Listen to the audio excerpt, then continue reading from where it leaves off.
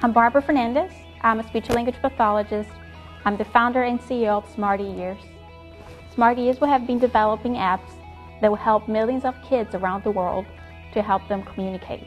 We're going to impact the world by providing a tool that will help kids with special needs to improve their communication skills so they are able to communicate with their family and parents and become active members of society. I'm doing this because as a speech therapist, I feel I have made a commitment to help kids with speech impairments to communicate with others and express themselves.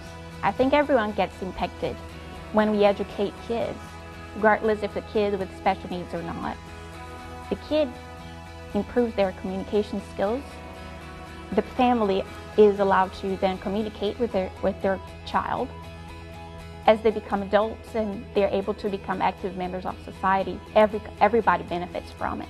The current tools for helping kids to communicate and learn are most of the time not as engaging. And if they are engaging, they are very expensive, which doesn't allow the parents access to teaching these kids at home.